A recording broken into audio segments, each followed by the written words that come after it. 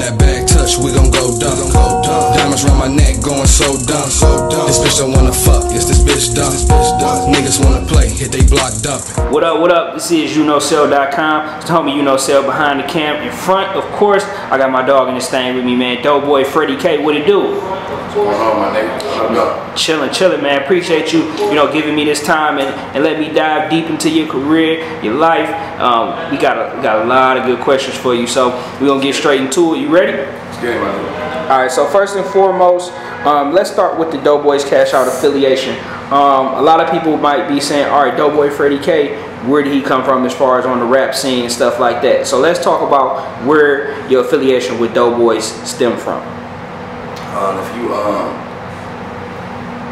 a day one, long story short, but as far as the music side, if you're familiar with the team, our first tape was a double disc, We Run the City, Volume 1. And I'm featured on that motherfucker, so it ain't like no shit, I just, hopped up out the blue or some bandwagon shit. I'm original day one, my member, so whoever in the know will tell you that, so yeah, it's good.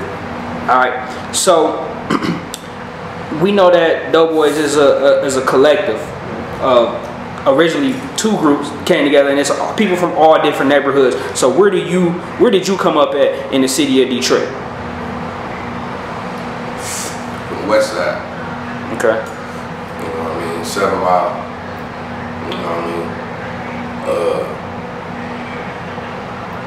Been growing up on 7 Mile my whole life, you feel me? For sure.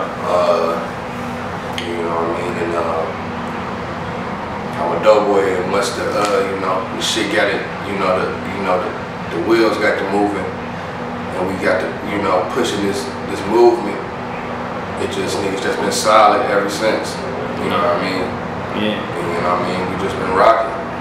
Going on damn near 20 years. You feel me? Yeah, I was about to say, when you think of crews in the city of Detroit, I don't think you can really, and even just outside of it, I don't think you can really say too many have stuck by each other through thick and thin like Doughboyz. You know what I mean? So let's talk about that ride and that journey for you.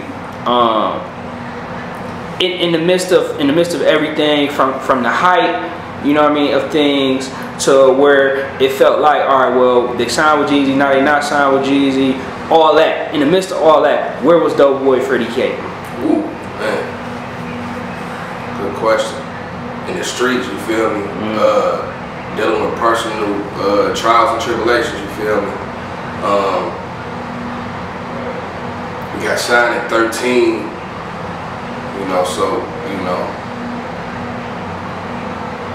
like, I lost my mom at the end of 2010, in October of 2010, going into 11.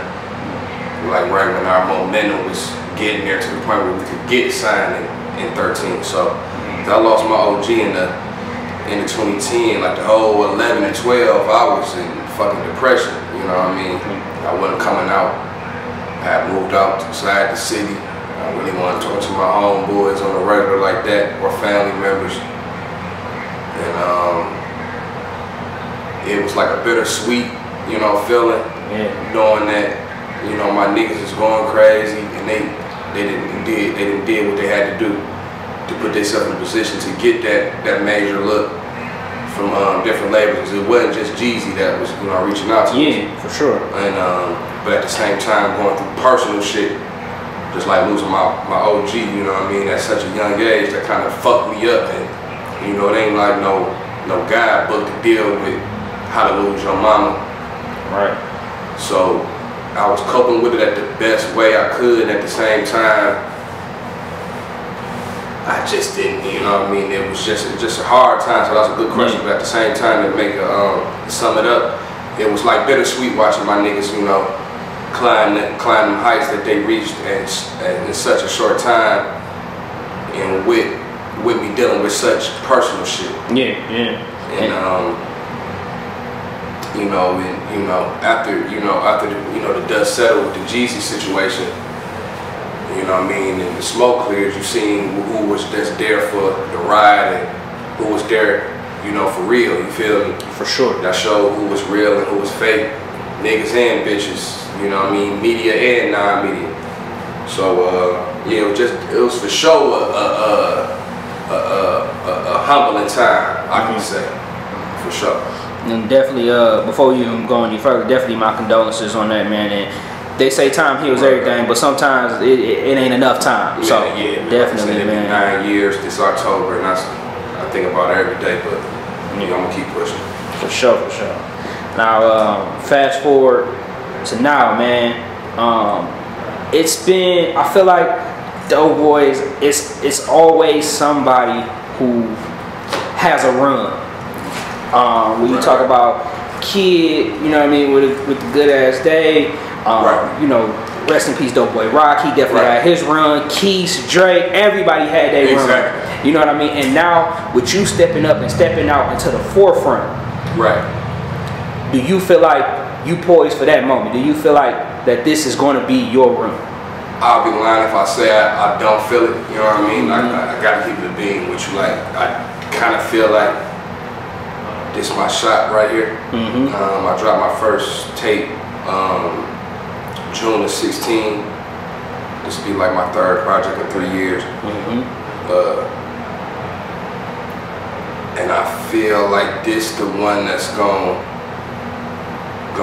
put me in a position where I can, you know what I mean, have a little bit more pull on how I want to push my career, you feel me? If that makes sense. I feel that. I feel that. But with that being said, shout out to all the niggas and bitches that's been supporting me. I don't like to call them fans. Motherfuckers that's been supporting me since I've been kicking, you know what I mean? Yeah, for sure, for sure. Before we dive into the music, let's talk about another important aspect, because I think a lot of people forget this is the music business at the end of the day. So, what is your support team like? What does that look like? You know what I mean? By love, you know, you got the management side. I believe it is an actual label as well. So what does the structure look like for Doughboy Freddy K as far as the team side, management, and are you like independent? You rocking as like by love, ENT? What is Freddy K doing? Oh, it's for sure by love, ENT first and foremost. But I'm independent. You know what I mean? I ain't nailed down in no paperwork, you feel me? I ain't never signed a contract in my life, you know what I mean? But at the same time, I want to stay independent, you know what I mean? Get all the coins I can get and keep it to myself, but at the same time, I know you need them labels for that extra push, the extra networking, you know, them extra looks.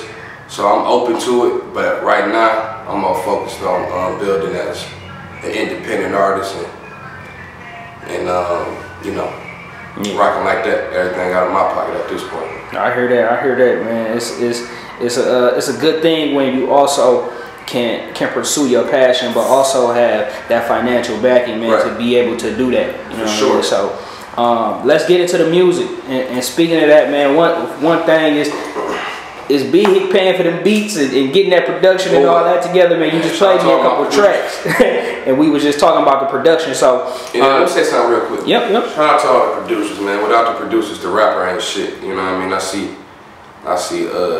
I'm a music junkie, man, and I rock with this music shit through and through.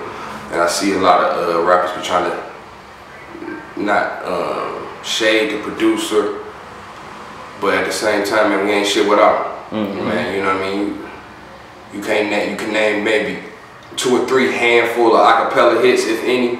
Probably none rap. They probably some old classical shit. So with that being said, man, you know what I mean? Shout out to the producers. So speaking of producers, let's get into the production, man. You just played me a couple of joints, and I specifically told you I like the way it sounded, man. You played me one joint on one end of the spectrum and then went to something all the way different. But at the same time, it sounds like nothing that I've heard. Like you're building your own sound. So let's talk about that and the producers that you're working with for your upcoming project. Yeah, man. I try to make shit that I like to ride to. At the same time, not forgetting about the motherfuckers that's buying the music. And at the same time, make sure my shit ain't sounding dated or too out of the window. Feel me? So the production is like, you know what I mean, heavy mid-tempo beats. You know, the Detroit sounds, the Detroit bass lines that motherfuckers was saying they hated 10 years ago that the motherfuckers that grew to love. Them soulful samples, you know that shit that get you through them hard time samples, you know what I mean, and you know them different kind of vibes. So you know, from rags to Rollies dropping, you know what I mean, from February 15th, you're gonna be getting all that in the same pot, man. They gonna love it for sure. That's what's up. That's what's up. Let's talk about outside of production. Let's talk about who you're working with on this project as far as features. We know you dropped the video recently, Bang Gang AJ. So outside of him, who else are you working with as far as features on this project? Shout out to shout out to my nigga Jizzle. He lays me on that Go Dumb Go YouTube there right now. Got my nigga Cookie Trail on there. We got him there, knocked one out. My nigga Big Money Rich. Okay. He from 7 Mile as well. My nigga Uncle G. Y'all might know him from that license song with Bang Gang. And I forget. Oh, you know, across the home team. Yeah, for sure. You know, across the home team. The whole By Love family on there. So it's gonna be worth the wait, man. It's been close to a year since, damn near longer than a year since I done dropped, man. It's gonna be worth the wait. For sure, for sure. Rags to Rollies, February 15th. All right, so let's talk about songs that may be near and dear to you on this project. I know definitely we want them to go listen to the whole thing, stream it over and over and over and over again. But if someone, you know, just now viewing you, once this album drops, is there any specific songs that's near and dear to you that you feel like make sure you listen to that one or maybe it might be 3, 4, 5? You know what I mean? So is there any tracks on here that you could just drop and be like, yo, if I had to say these tracks definitely embody who I am, listen to these for sure. Yeah, that was a good one.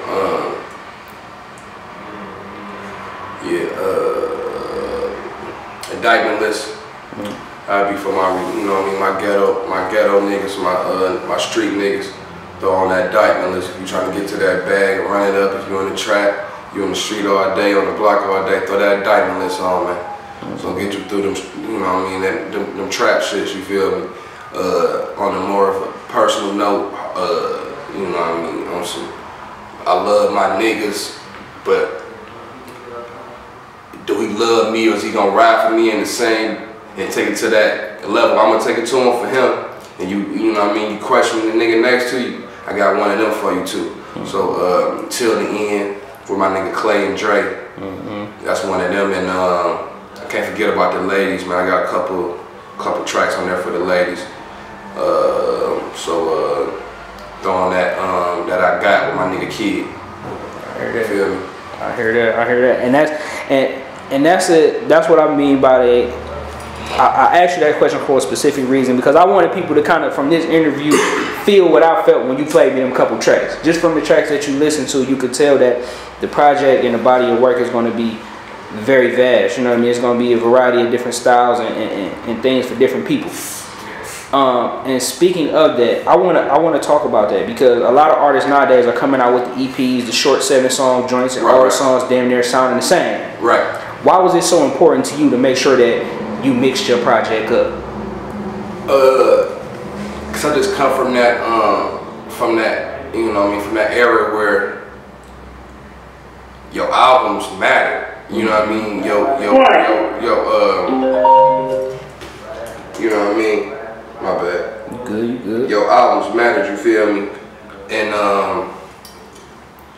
so, you know what I mean, I put emphasis on that. You know, a lot of motherfuckers coming up now only put emphasis on singles and solo, you know, just simple, you know, just one song. Ain't nothing wrong with that, you know what I mean? I just feel like I'm gonna be more remembered in the long run for my body of work. Yeah. Alongside of, you know, just the antics and just one hot song and where the fuck did he go?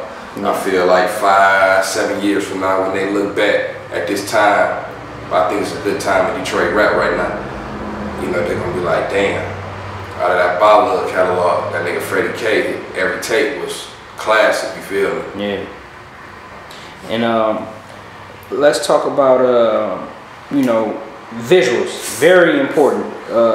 Visuals is something that people all, you know what I mean, that's what it is right now. People want to see them videos. So can they, you know, what can they be expecting as far as on the visual end from this project from you? Definitely fire visuals, you know what I mean? I'm big on that. I feel like you need, if you know what I mean, well, with me for sure, I'd rather you drop a song with a visual than just dropping a song. You know what I mean? I feel like they get the message across quicker to the listener. With that being said, I'm trying to do a video for damn near every song on this motherfucker.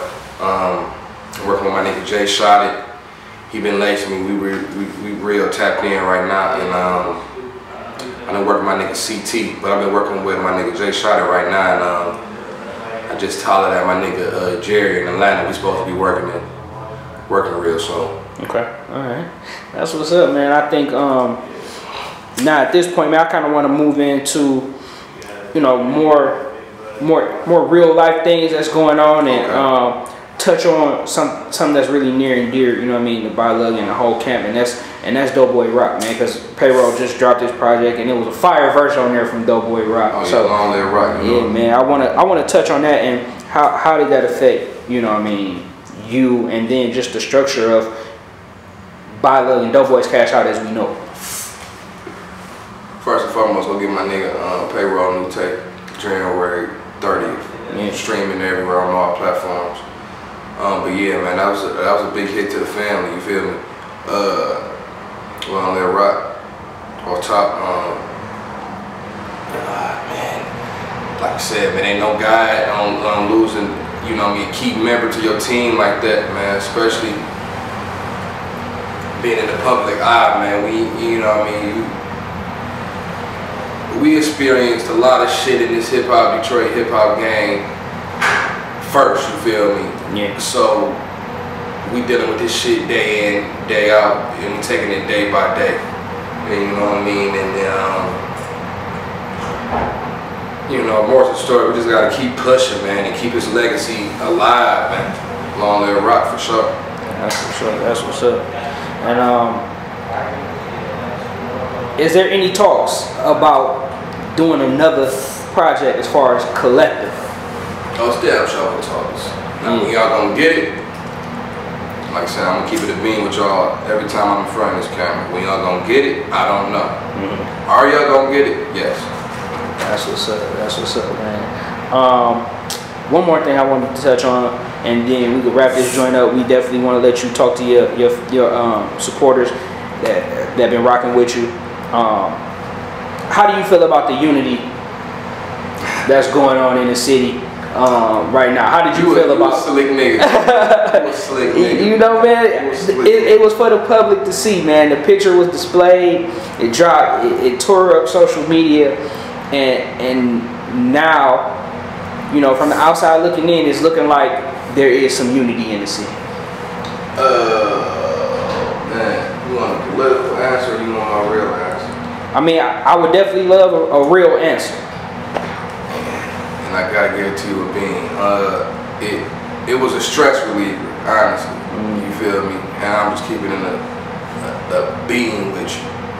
It was a stress reliever. I mean, we've been warring with them niggas for 7 years, 6, 7 years, you feel me? Yeah. And not just on no music shit, you feel me? So it was definitely a stress reliever. I definitely think it was big for Detroit culture, music culture. And I'm definitely seeing the change from it for sure, for the better. In the streets and in music wise. So I can say it was a hard decision and something hard to deal with, but I damn sure feel like it was for the better. Yeah. And it's just somebody who been, you know, rocking with Doughboyz for a long time, man. I gotta salute you guys, salute them as well, just because you guys, we watch y'all pretty much grow up. At the end of the day, we seen like everything that you guys go through. Everybody has been through those things, I feel like, but because you guys are in the public light, they make it seem like it can't happen, or like it can't happen, right? Y'all don't go through stuff. And I just want to say, from from somebody who grew up listening to y'all, and you know what I mean, a peer, a fan of the music, I appreciate y'all, man, because y'all definitely, man, is soldiers when it come down to this music and being on that front line for Detroit. So yeah, I appreciate it. It was the first thing, to cut the ribbon on this Detroit music shit. Shout out to, the Rock Bottoms, the Street Lords, the Cheddar Boys, the Detroit Most Wanteds, and all the forefathers that came before us. But, for this new era, for what we call Detroit hip hop, we cut the ribbon on that, and it's, it's really no discussion about that. We started this shit really, and yeah, we done deal with the highs and the lows of this shit. Yeah. So before we get up out of here, man, I want to just give you the floor, and if there's anything that you would like to say to your fans, supporters, people who've been rocking with you, go ahead, get that off your chest, and also definitely give them the social media where they can find you, where they can find your music, as far as past, present, and we know it's probably going to be everywhere, so just let them know where they can find everything for the future project. I just want to shout out to the motherfuckers that's been staying down with the team. For Rags to Rollies, man, February 15th, my third tape. It's for the streets, it's for the college dorms, for the houses, for the whips. It's a little bit on there for everybody, man. So, man, just keep rocking with me. You can follow me on Instagram, man, Twitter at Freddy K, #1 Freddy K. And let's get it. By love for life.